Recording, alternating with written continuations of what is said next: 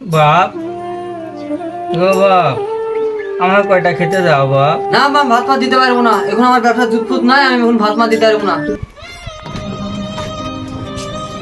খিদেও লেগেছে, দেখে কটা বেটাদের কাছে ভাত খেল পাই দেখে আসে।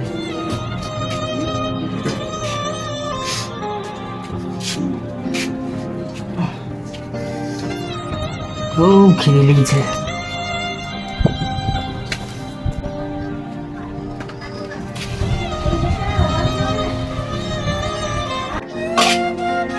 ভালোই খা, বাড়ির ভাত বানাদিন খাইছি, প্রতি মানুষের খিদে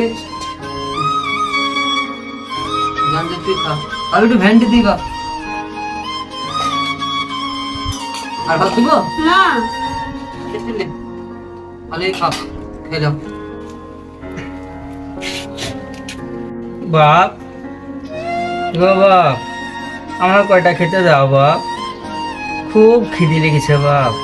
না বাপ, ভাত মাছ দিতে পারবো না, এখন আমার ব্যবসা দুধ নাই, আমি এখন ভাত মাছ দিতে পারবো না। এবারে যা তো ভিতরে ভাত খাওয়া তো ঘরে বলছি। হ্যাঁ যা, তুমি ঘরে বসে ভাতটা খাও গালাতে যাও। সেটা সন্ধ্যারে ভাতও খেতে দেবে না, অত দয়া দেখাইতে হবে না, যাও এখান থেকে তুমি। ঠিক আছে বাপ, আমি আসছি। দেখি মেজো বেটার বাড়ি দেখি কটা ভাত পাবো নাকি।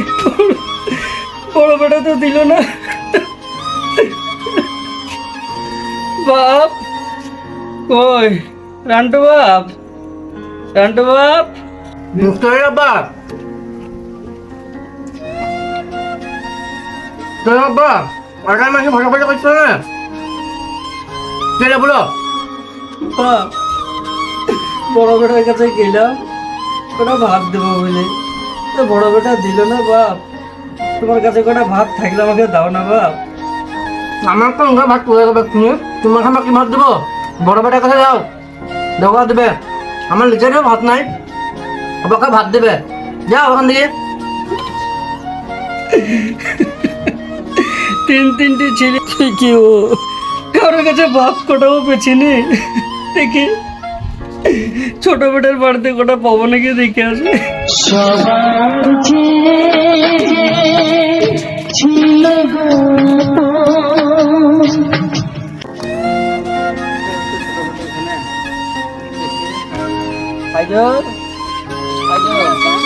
বাপ খুব খিদে লেগেছে বাপ, কটা ভাত খাও বাবা।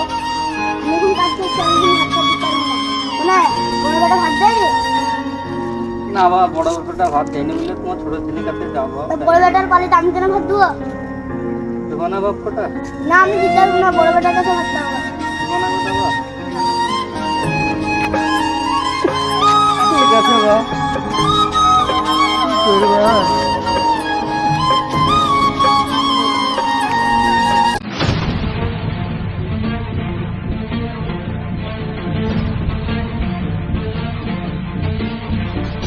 বড় ভাই, বড় ভাই, কই গো বড় ভাই? গেলে রে ভাইজুল, কি বলছিস বল, দেখছিস কেন ভাবে?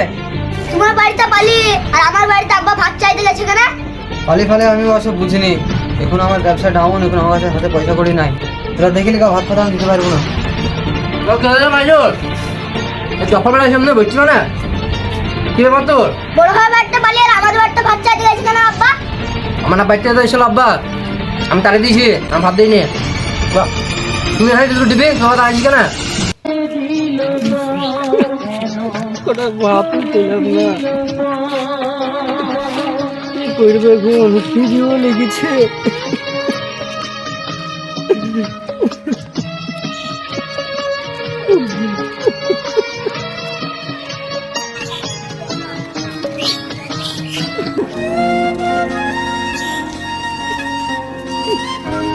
আর কাটছো কেন গো শিয়াব ভাই?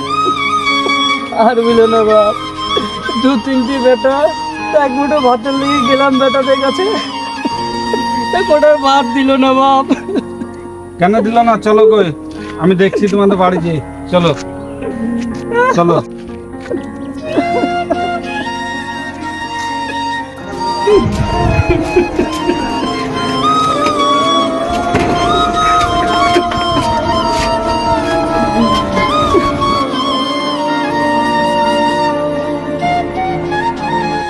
সুফিয়ান কই, এদিকে একবার শুনতো।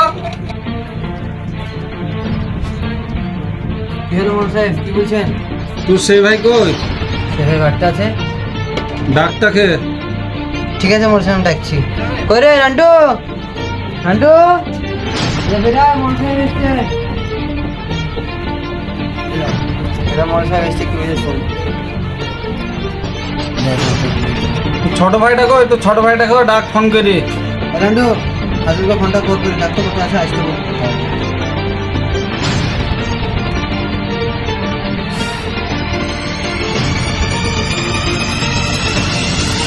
হ্যাঁ ফাইজুল, কোথায় আছিস? বাড়িতে গো ভাই। আমাদের বাড়িতে আয় তো একবার।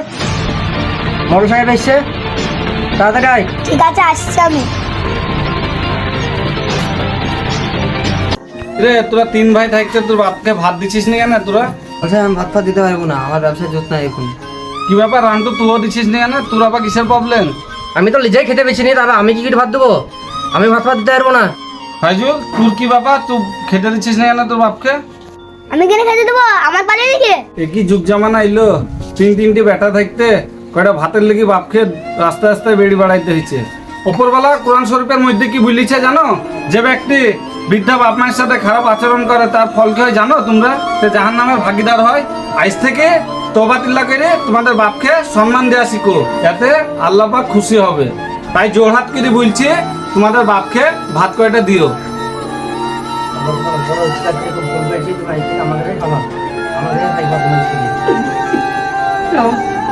আজ আমার বেটা ভুল বুঝতে পেরেছে। আল্লাহ তুমি আমার বেটাদের সুখে শান্তিতে বলে দাও আল্লাহ। আজ আমার বেটা বুঝতে পেরেছে আল্লাহ।